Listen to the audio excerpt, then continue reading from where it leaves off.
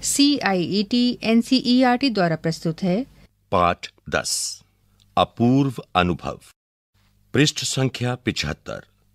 सभागार में शिविर लगने के 2 दिन बाद तोत्तो चान के लिए एक बड़ा साहस करने का दिन आया। इस दिन उसे यासुकी चान से मिलना था। इस भेद का पता ना तो तोत्तो चान के माता पिता को था, ना ही यासुकी चान के। उसने यासुकी चान को अपने पेड़ पर चढ़ने का न्योता दिया था।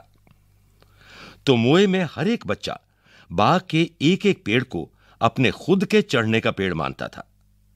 तोत्तो चान का पेड़ मैदान के बाहरी हिस्से में कुहोन बुत्सु जाने वाली सड़क के पास था। बड़ा सा पेड़ था उसका।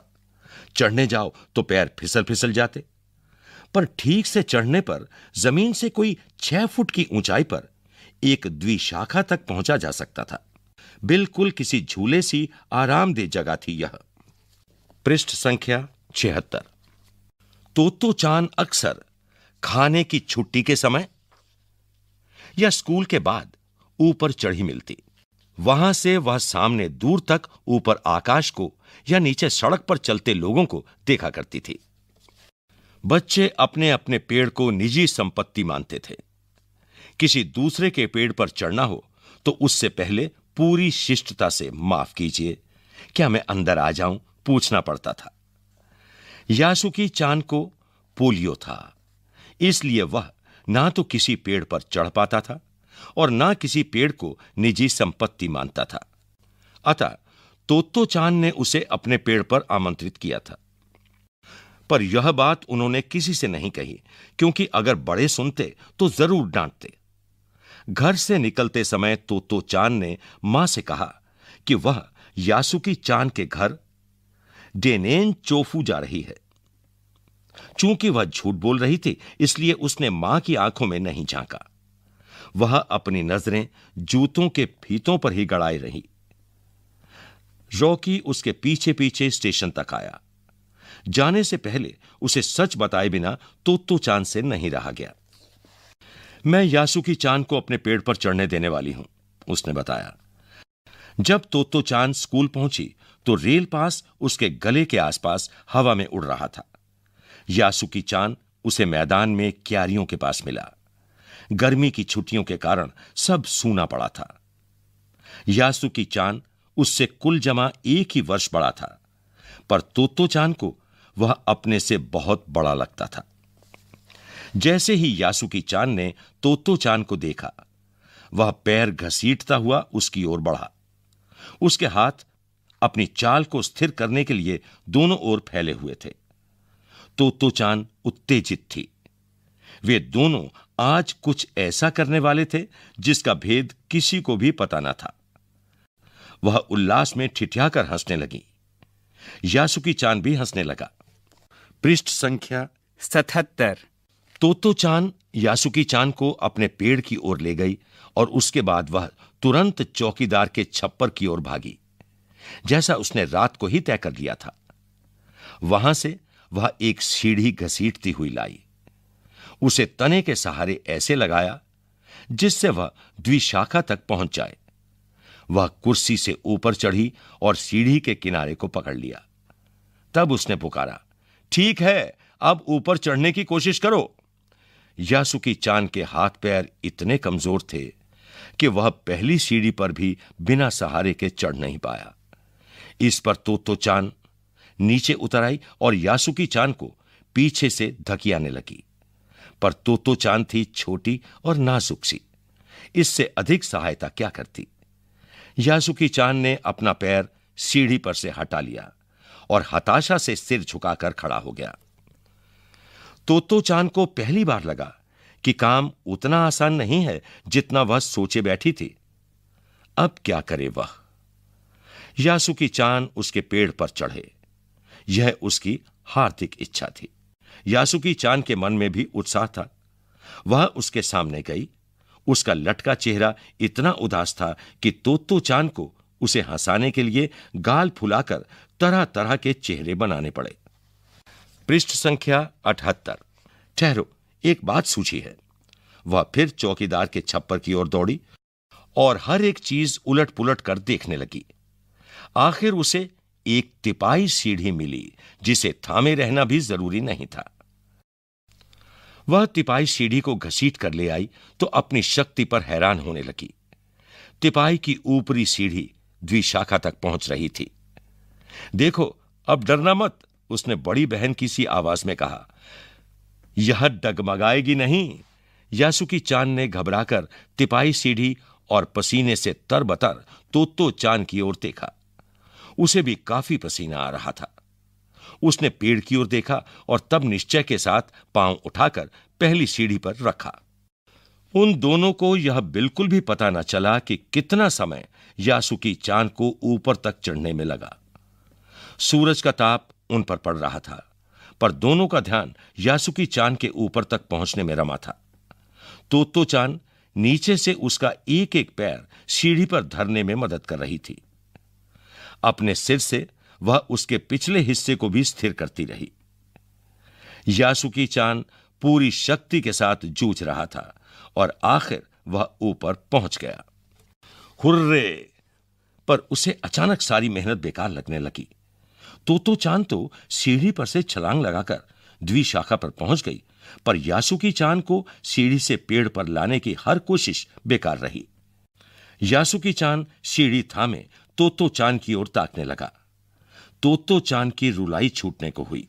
उसने चाहा था कि यासुकी चान को अपने पेड़ पर आमंत्रित कर तमाम नई नई चीजें दिखाए।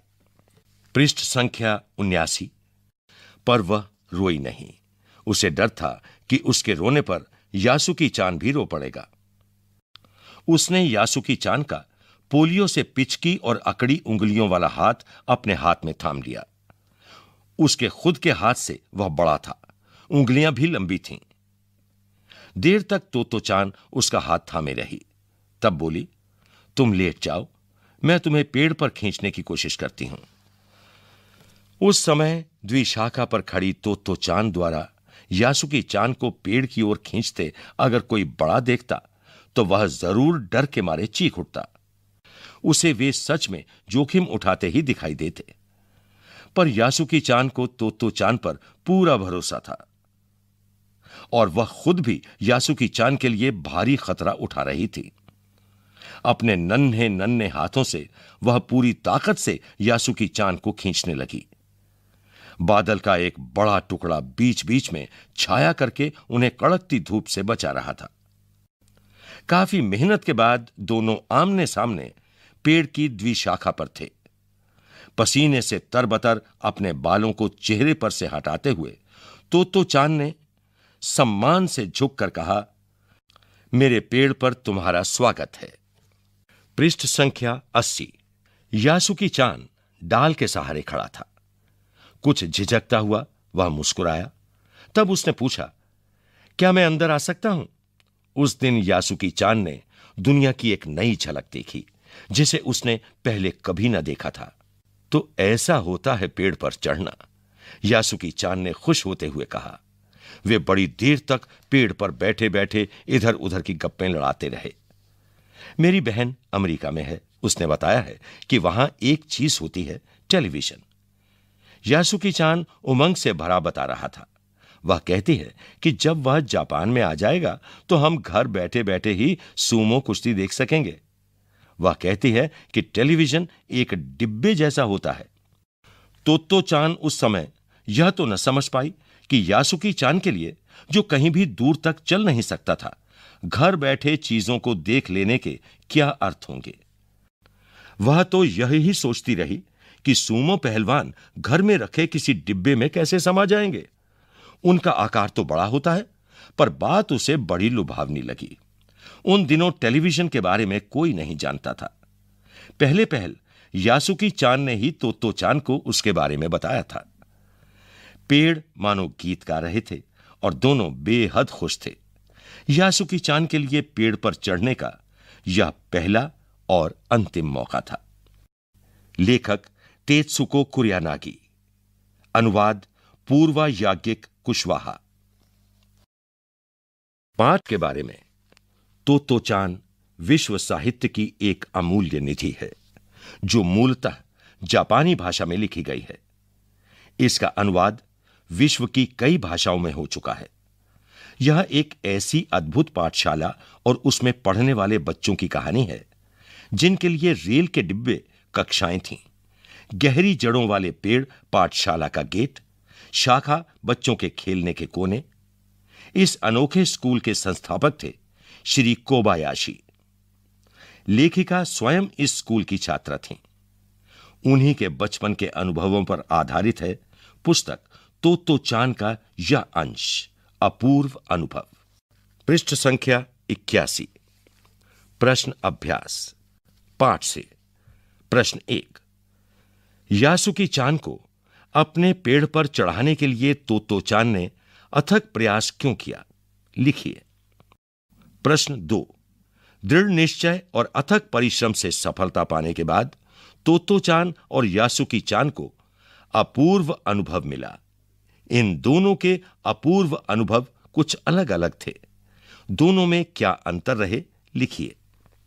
प्रश्न 3। पाठ को याद करके बताइए, कब सूरज का ताप यासुकी चान और तोत्तो चान पर पड़ रहा था? वे दोनों पसीने से तरबतर हो रहे थे। और कब बादल का एक टुकड़ा उन्हें छाया देकर कड़कती धूप से बचाने लगा था?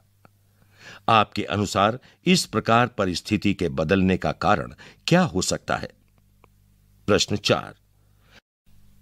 यासुकी चान के लिए पेड़ पर चढ़ने का यह डैश अंतिम मौका था। इस अधूरे वाक्य को पूरा कीजिए और लिखकर बताइए कि लेखिका ने ऐसा क्यों लिखा होगा। पाठ से आगे। 1। तोत्तो चान ने अपनी योजना को बड़ों से इसलिए छिपा लिया कि उसमें जोखिम था। यासुकी चान के गिर जाने की संभावना थी। फिर भी उसके मन में यासुकी चान को पेड़ पर चढ़ाने की दृढ़ इच्छा थी। ऐसी दृढ़ इच्छाएं बुद्धि और कठोर परिश्रम से अवश्य पूरी हो जाती हैं। आप किस तरह की सफलता के लिए तीव्र इच्छा और बुद्धि का उपयोग कर कठोर परिश्रम करना चाहते हैं? 2। हम अक्सर बहादुरी के बड़े बड़े कारनामों के बारे में सुनते रहे हैं, लेकिन अपूर्व अनुभव कहानी एक मामूली बहादुरी और जोखिम की ओर हमारा ध्यान खींचती है। यदि आपको अपने आसपास के संसार में कोई रोमांचकारी अनुभव प्राप्त करना हो तो कैसे प्राप्त करेंगे? पृष्ठ संख्या 82। अनुमान और कल्पना। 1। अपनी मां से झूठ बोलते समय तोत्तो चान की नजरें नीचे क्यों थीं? 2। यासुकी चान जैसे शारीरिक चुनौतियों से गुजरने वाले व्यक्तियों के लिए चढ़ने उतरने की सुविधाएं हर जगह नहीं होती, लेकिन कुछ जगहों पर ऐसी सुविधाएं दिखाई देती हैं। उन सुविधा वाली जगहों की सूची बनाइए। भाषा की बात। 1। द्विशाखा शब्द द्वि और शाखा के योग से बना है। द्वि का अर्थ है दो और शाखा का अर्थ है डाल। द्विशाखा पेड़ के तने का वह भाग है जहां से दो मोटी मोटी डालियां एक साथ निकलती हैं। द्वि की भांति आप त्रि से बनने वाला शब्द त्रिकोण जानते होंगे। त्रि का अर्थ है 3। इस प्रकार 4, 5, 6, 7, 8, 9 और 10 संख्यावाची संस्कृत शब्द उपयोग में अक्सर आते हैं। इन संख्यावाची शब्दों की जानकारी प्राप्त कीजिए और देखिए कि क्या इन शब्दों की ध्वनियां अंग्रेजी संख्या के नामों से कुछ कुछ मिलती जुलती हैं, जैसे हिंदी 8, संस्कृत अष्ट, अंग्रेजी 8। 2।